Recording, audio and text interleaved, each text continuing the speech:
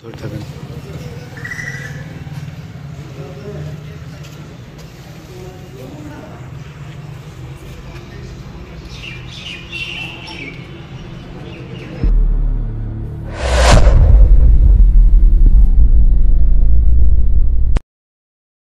Board গঠনে বাম কংগ্রেস জয়ীদের না ডাকার অভিযোগ। উত্তাল ভাপ্তা মহিলা সংঘ সমবায় সমিতি। বেলডাঙ্গা ১ নম্বর ব্লকের ভাপ্তা ১ নম্বর গ্রাম পঞ্চায়েত এলাকার মহিলা সংঘ সমবায় সমিতির নির্বাচন পরবর্তী বোর্ড গঠনকে ঘিরে নতুন করে শুরু হয়েছে রাজনৈতিক বিতর্ক ও অসন্তোষ। ৬ জন বাম কংগ্রেস জোট প্রার্থী জয়ী হওয়া সত্ত্বেও তাদের বোর্ড গঠনের বৈঠকে আমন্ত্রণ না জানানোয় ক্ষোভে ফেটে পড়েছেন জয়ী প্রার্থীরা। জানা গিয়েছে, গতকাল ভাপ্তা ১ নম্বর পঞ্চায়েতের মহিলা সংঘ সমবায় সমিতির বোর্ড গঠন অনুষ্ঠিত হয়। এই বোর্ড গঠন নিয়ে ৬ জন বাম কংগ্রেস জোট সমর্থিত মহিলা জয়ী প্রার্থীদের দাবি, নির্ধারিত নিয়ম মেনেই বোর্ড গঠনের প্রক্রিয়া ছিল, অথচ কোনো লিখিত নোটিশ কিংবা মৌখিকভাবে তাদের কিছুই জানানো হয়নি। ফলে বোর্ড গঠনের মতো গুরুত্বপূর্ণ প্রক্রিয়া থেকে তাদের ইচ্ছাকৃতভাবে বাদ দেওয়া হয়েছে। এই বিষয়ে আজই তারা বেলডাঙ্গা বিডিও অফিসে লিখিত অভিযোগ জানিয়েছেন। জেলা পরিষদের কংগ্রেস সদস্য তাদের পাশে দাঁড়িয়ে এই ঘটনার তীব্র নিন্দা করছেন। তার অভিযোগ, এটি গণতন্ত্রের বিরোধী। যারা নির্বাচিত হয়েছে তাদের বাদ দিয়ে বোর্ড গঠন করা হলে সেটা সম্পূর্ণ বেআইনি। আমরা এই অন্যায়ের বিরুদ্ধে জেলা শাসক সহ আরও ঊর্ধ্বতন প্রশাসনিক স্তরে যাব। সমবায়ের মতো নির্ভরতাকে ঘিরে এমন একতরফা সিদ্ধান্তের অভিযোগ স্বচ্ছতা ও অংশগ্রহণমূলক গণতন্ত্রের প্রশ্ন তোলে। ফলে ভবিষ্যতে এ নিয়ে রাজনৈতিক তরজা আরও তীব্র হবে, এমনই ইঙ্গিত স্পষ্ট। আর এ নিয়ে কী বলছেন বাম কংগ্রেস সমর্থিত জয়ী প্রার্থী ও কংগ্রেসের জেলা পরিষদের সদস্য, চলুন শুনে নেওয়া যাক। ব্যুরো রিপোর্ট, বার্তা বাহিনী। 14 তারিখে হয়েছিল, তা সেই ভোটে আমরা তৃণমূল থেকে জিতেছে 8 জন, আর আমরা কংগ্রেস থেকে আছি 6 জন কংগ্রেসের সাপোর্টার। হ্যাঁ, তো ওরা গতকাল 30 তারিখ ভোট গঠনের জন্য ওরা 8 জন এসে ওরা নিজেদের মধ্যে ভোট গঠন করে নিয়েছে। আমাদেরকে কোনো নোটিশ বা চিঠি বা আমন্ত্রণ কিছুই দেওয়া হয়নি। তো আমরা এর জন্য এসেছি আজকে অভিযোগ জানানোর জন্য বিডিও অফিসে। অভিযোগ জানান আমরা। হ্যাঁ, তো আমরা আগামী দিনে দেখবো কি ব্যবস্থা হচ্ছে, নাহলে আমরা আইনি ব্যবস্থা বলছি। বিডিও স্যার বললেন যে হ্যাঁ, ওরা 50% উপর হলে কিন্তু যখন ভোটটা এখানেই শেষ নয়, যখন ভোটটা গঠন হবে সেখানে 9 জায়গায় 10 জন লাগবে। হ্যাঁ, 9 জায়গায় 10 জন লাগবে, এরকমই বলি।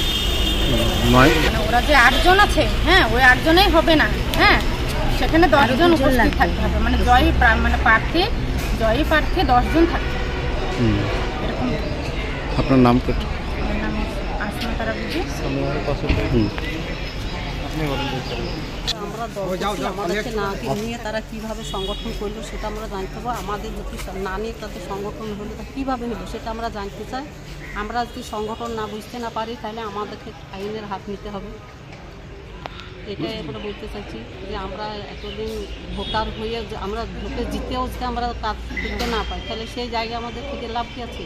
এই বিডিও সাহেবের সঙ্গে এসেছিলাম, বিডিও সাহেবকে চিঠি দিলাম, বিডিও সাহেব বললে যে রিটার্নিং অফিসার ওকেই বলেন যে আমি কিছু বলতে পারি না, ডেপুটিকে আর জেলার রিটার্নিং অফিসারকে বলতে দিই। তাই আমরা নেমে এলাম, চিঠি অভিযোগপত্র।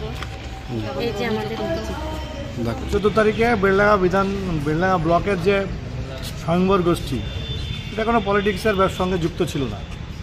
কয়েক বছর ধরে এই শাসক দল তারা এটাকে পলিটিক্সের মধ্যে যুক্ত করে শাসক দলের যারা আছে তারা এই গোষ্ঠীর যে টাকা পয়সা আসে, যে সুযোগ সুবিধা আসে, এটা লুটে পুটে খাচ্ছে এখানকার এমএলএ থেকে আরম্ভ করে এখানকার যারা আছে তারা এবং যারা অন্যান্য মেম্বার। তো সেটা এবার অন্যান্য অঞ্চলে ভোট হচ্ছে। যখন অন্যান্য অঞ্চলে ভোট হচ্ছে দেখবেন যে তৃণমূলের সঙ্গে তৃণমূলের মারামারি হচ্ছে। আপনারা দেখেছেন এখানে রক্তাক্ত হচ্ছে। কিন্তু আমাদের এখানে ভাপ্তা অঞ্চলের আমাদের দাবি, আমরা তৃণমূলের বিরুদ্ধে, তৃণমূলের সাপোর্টারের বিরুদ্ধে আমাদের বাম কংগ্রেসের সাপোর্টাররা ভোটে এসেছে। আমরা জেতার জন্য কনফিডেন্ট ছিলাম, কিন্তু জিততে পারিনি। ওরা জিতেছে 8টা, আমরা জিতেছি 6টা। কিন্তু 30 তারিখে without any information, official information ছাড়া বোর্ড গঠন করে নিয়েছে। আমাদের এই 6টা মেম্বারকে তারা কোনো ইনফরমেশন দেয়নি, অফিসিয়াল ইনফরমেশন দেয়নি। আমরা ধোঁয়াশা কোথাও শুনেছি। 2 নম্বর হচ্ছে যে আমরা দেখেছি ল পড়ে যে 2/3 মেজরিটি না হলে শপথ নিতে পারবে, কিন্তু কোনো বোর্ডের কোনো সিদ্ধান্ত নিতে পারবে না, সে বোর্ড গঠন হোক বা টাকা পয়সা ডিস্ট্রিবিউশন হোক বা যা কিছু। কিন্তু গতকাল দেখা গেল যে এখানকার শাসক দলের মদতে এবং বিডিও অফিসের স্টাফরা মিলেমিশে সেই শাসক দলের যারা সাপোর্টার ছিল তাদের বোর্ড গঠন করে দিল, যেটা ইললিগাল, অবৈধ। এবং আমরা তার জন্য হাইকোর্ট, সুপ্রিম কোর্ট পর্যন্ত যেতে রাজি আছি। আমাদের নেতা অধীর চৌধুরী, আমাদের কংগ্রেসের নেতা, তার সাথে আলোচনা করে দেখেছি, উনি বলেছেন যে আমি হাইকোর্ট পর্যন্ত যেতে রাজি আছি। তো এইবার তার জন্য আমরা আমাদের ওই 6টা মেম্বার বিডিওকে কমপ্লেন জানালো, এবং আপনারা দেখলেন যে আমরা লিখিত অভিযোগ জানিয়েছি। সেই অভিযোগের ভিত্তিতে উনি কী রিপোর্ট দিয়েছেন, উনি বলছেন ডেপুটি পিডি না রিপোর্ট দিবেন, যিনি বহরমপুরে বসেন, উনি দিতে পারবেন না। তা আমরা ডেপুটি পিডির কাছে নিশ্চয়ই ডেট করে যাব। আজকে অফিসিয়াল ডেট, অফিসিয়াল ছুটি দুটো যায়, আমি আজকে ওখানে যাচ্ছি না, কারণ ছুটি হয়ে যাবে। নেক্সট কাল থেকে আমরা ডেট করে DM, deputy PD, chief secretary, মুখ্যমন্ত্রী পর্যন্ত জানাবো। আপনার পরিচয়? আমি হচ্ছে জেলা পরিষদের মেম্বার, জাতীয় কংগ্রেস।